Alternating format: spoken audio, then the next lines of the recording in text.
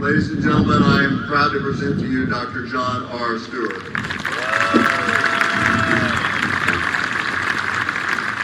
And now introducing University Vice President for Student Affairs and Dean of Students, Clark Stroud.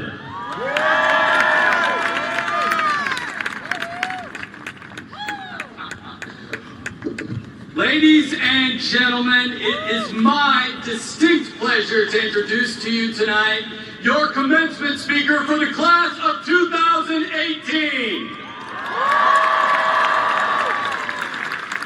He is the first person in the history of the state of Oklahoma to serve our state as a legislator, as governor, as U.S. Senator, and president of the state's flagship university.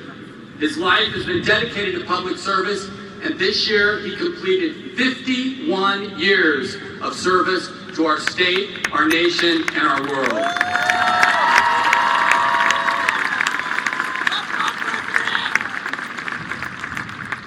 For over 2 decades, he and First Lady Molly Boren have led our institution to new heights. And well, your commencement speaker really needs no introduction. He spent the last 24 years making the University of Oklahoma what it is. Ladies and gentlemen, please welcome the 13th president of the University of Oklahoma, President David L. Boren.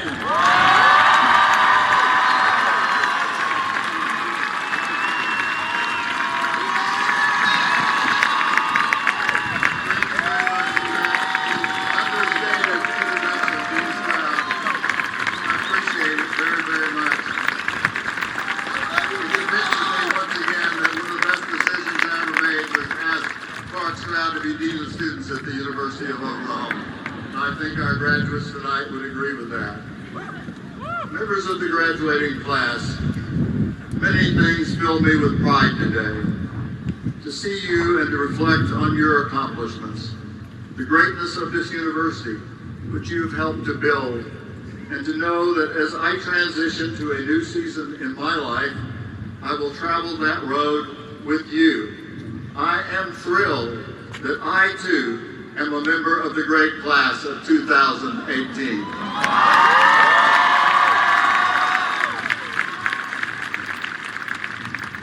I'm very glad that I have the chance to thank each one of you for giving to me and to Mrs. Boren the most rewarding years of our lives. Thank you for allowing us to be part of your lives during this important time for you. It seems like only yesterday that I was welcoming you to the convocation and to your first days on campus. Think back to how you were then and how you felt then. You were then different people, excited to be charting your own way in life, to start defining yourselves, but apprehensive too, and more than a little anxious to be in this new place and in a new role.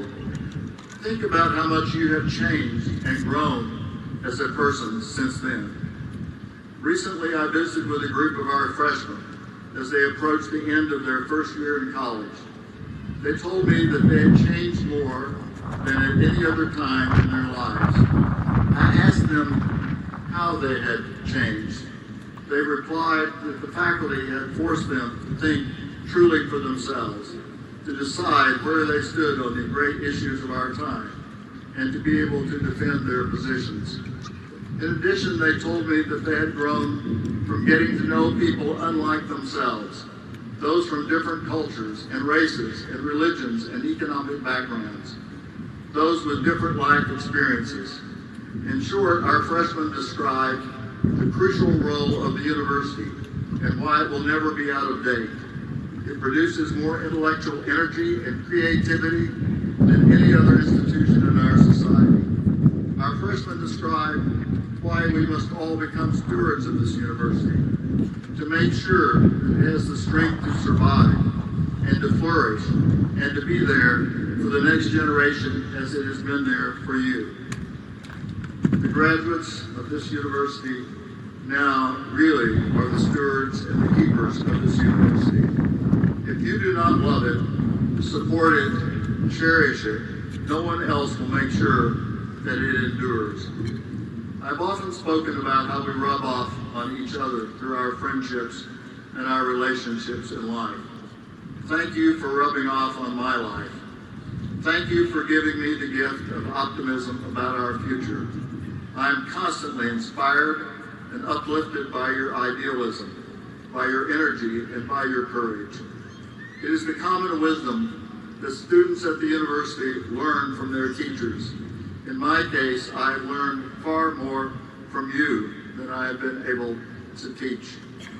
At freshman convocation, I said that if I could give you one gift, it would be to find causes greater than yourself in which to invest your lives. I said that if your goals only included what you wanted to do for yourself, that you would fail to find a rewarding life. If your goal is to be financially successful, there will be never enough to make you feel secure. If it is to achieve celebrity status, you will always worry that it will fade. If it is to achieve high office with all of its titles, you will always fear losing those titles in the next election. Lasting satisfaction comes not from what you do for yourself, but from what you do for others. As you have grown as individuals, you are already investing yourselves in serving others. And this is a source of great pride for me, for I'm sure your families, and for the members of our faculty and staff, members of the OU family. You spend thousands of hours in service to the community. As we just saw in the video, you have together raised over $1 million this year alone for our children's hospital in 1 year. You tutor and mentor countless young people who desperately need your love and encouragement. I will never forget the words of one young 12-year-old about his OU big brother who had died. He said that until he met his OU big brother, he said, quote, "I never thought I could be anybody. But after meeting him, he made me believe that I could be somebody." That, to me, sums up the impact of OU students on the lives of others. I salute your values and the differences you are making in the lives of others. I also want to thank you for always having the courage to speak up for our values. I will never forget when the university's sense of family and community was challenged when a racist video surfaced in the national media. It was very hurtful to many of our students because it made them feel excluded from our family. I grappled with what decisions I should make as president and with what message I should attempt to send as the nation watched how we would respond. But as morning broke, I found that I had no reason to be apprehensive. Thousands of students were gathered on the North Oval chanting together, "Not on our campus. We will not be divided by race or anything else. At OU, we are one family and we intend to stay one family."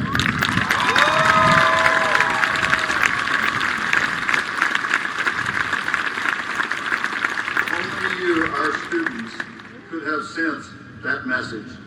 A university president cannot do it alone, nor can the faculty or the staff. Our students spoke loudly and clearly about our values and our determination to live by them. I will never be able to express my deep admiration for that message from our students. Thank you for also taking to heart something else we spoke about on that first day you joined our university family. We spoke about never forgetting the power of kindness. The ultimate well-being and strength of our society, I do not believe is ultimately measured by our military strength or our economic strength.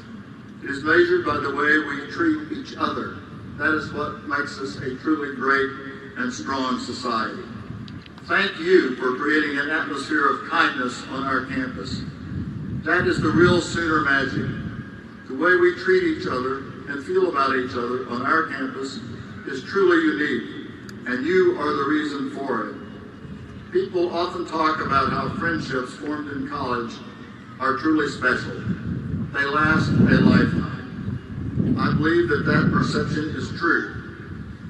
But the way you form friendships here goes far beyond the norm.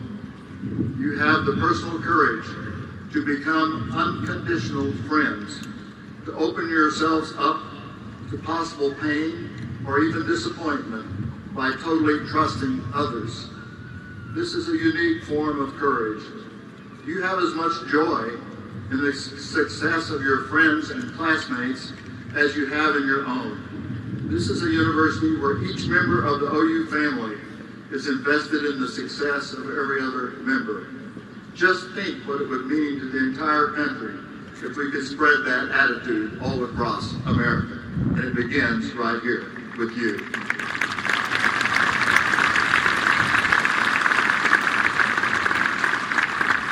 So tonight, as I think back on the time that you have been students, I have so many reasons to thank you. There are so many reasons to celebrate. But the world never stands still. We now stand at the beginning of a new period for you. In many ways, it's the most crucial of all. I vividly remember the words that Dr. Ruth Simmons, the former president of Brown University, spoke at our commencement. She saluted the remarkable record of our students, the high academic standards that have been met, the sense of family that has been created, and the values that have been courageously defended. And then she said, pointedly, but to some degree all of this has occurred in a protected environment, where free speech and free inquiry are valued, and intolerance is shunned. But now, she said, comes the real test. Will you continue to stand for what you stand, the same values that you stand for today for the rest of your lives, out in the world beyond the boundaries of the university? This brings me to the last wish that I have for each one of you. Please don't change. Do not let the passing of time or changing circumstances change the person you are now. Do not stop being an idealist. Keep inspiring others with your ideals and your calls to action. Even when it is socially more convenient to remain silent in the face of intolerance or the demeaning of others, continue to speak up against it. Only then can we make racism and intolerance socially unacceptable. Do not compromise your personal integrity for false ideas of success. Wherever you live, keep on creating a true sense of community. Continue to have the courage to build real friendships, as you have here. Go with your moral courage intact and with the determination to make a difference in the lives of others. We believe in you. We love you. Our encouragement goes with you wherever life may take you. Live on, University.